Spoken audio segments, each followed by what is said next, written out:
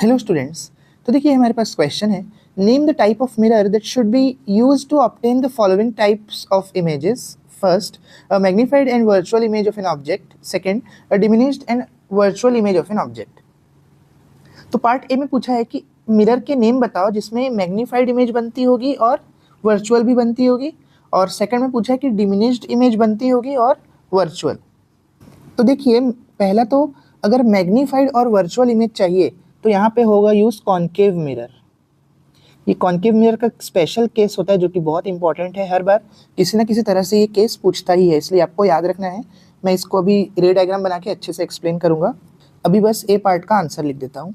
तो डिमिनिश्ड और वर्चुअल ये हमेशा होता है कॉन्वेक्स मिरर में। चलिए बी पार्ट में बोला ही गया है कि इन दोनों केस को, यानी ए पार्ट के दोनों केस को आप रे डायग्राम बना के समझाओ।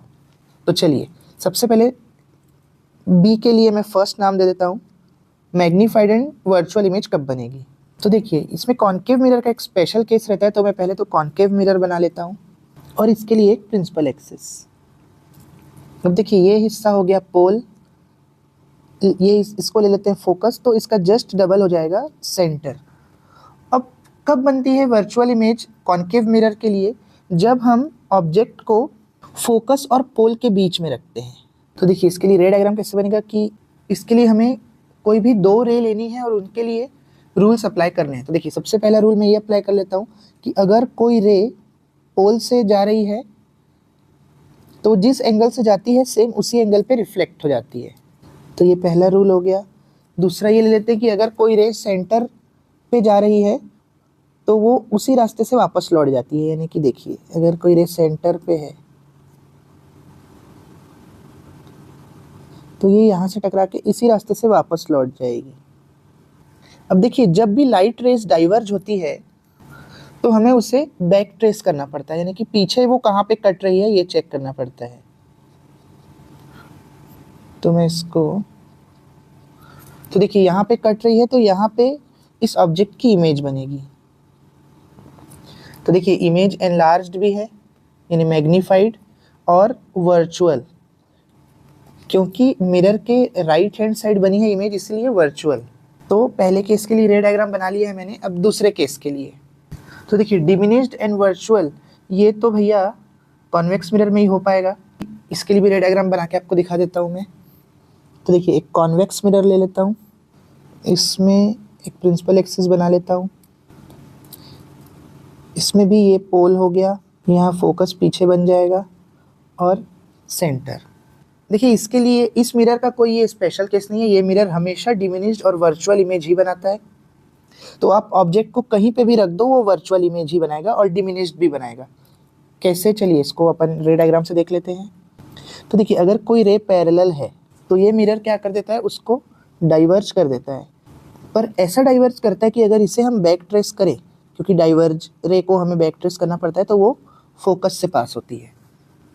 और दूसरा फिर से वही पोल वाला रूल ले लेते हैं कि अगर कोई रे पोल पे आ रही है तो वो सेम एंगल से रिफ्लेक्ट हो जाएगी। तो इसको अगर फिर से बैक ट्रेस करें तो देखिए यहाँ कहीं पर कट रहा है तो यहाँ पे हमें इमेज मिलेगी। तो देखिए इमेज कैसी हो गई है, छोटी हो गई है यानी डिमिनिश्ड, और मिरर के राइट हैंड साइड में बनी है करके वर्चुअल। तो देखिए पार्ट बी भी कंप्लीट हो गया। रे डायग्राम मैंने बना लिया है, लेबल रे डायग्राम। अब अपन पार्ट सी की तरफ चलते हैं जो कि है लास्ट क्वेश्चन। अब पार्ट सी में लिखा हुआ है कि which of these mirrors can also be used to obtain a magnified and real image of an object, state the position of the object in this case. तो अब कौन से मिरर को हम मैग्नीफाइड और रियल इमेज के लिए use कर सकते हैं, मैग्नीफाइड और रियल इमेज प्रोजेक्ट करने के लिए? तो देखो ये मिरर तो यानी कि कौन सा मिरर, कॉन्वेक्स। कॉन्वेक्स मिरर तो कभी भी बड़ी इमेज बनाता ही नहीं है। तो एक ही मिरर बच गया हमारे पास जो कि मैग्नीफाइड और रियल इमेज देगा, वो है अपना कॉन्केव मिरर। पर हाँ कॉन्केव मिरर हर बार मैग्नीफाइड इमेज देगा ये भी ज़रूरी नहीं है। इसके लिए हमें ये ध्यान रखना पड़ता है कि हम ऑब्जेक्ट को कहाँ पर रखें। तो कहाँ पर रखें मैं आपको रे डायग्राम में बता देता हूँ। तो देखिए मैं इसका, हालांकि इसका रे डायग्राम पूछा नहीं है पर मैं इसको रे डायग्राम से आपको समझा देता हूँ कि देखिए पहले तो एक कॉन्केव मिरर लेता हूँ मैं, उसके लिए एक प्रिंसिपल एक्सिस बना लेता हूँ। अब फोकस और सेंटर, तो देखिए हमें इमेज बड़ी पाने के लिए सेंटर या फोकस के बीच में रखना पड़ता है ऑब्जेक्ट को, या फिर फोकस में भी रख देंगे तो चल जाता है, पर जनरली सेंटर और फोकस के बीच में रखो तो कॉन्केव मिरर एनलार्ज्ड इमेज दे देता है और रियल भी रहती है वो इमेज। देखिए इसका रे डायग्राम भी अपन बना लेते हैं कि अगर कोई रे पैरेलल है तो वो फोकस से पास होगी,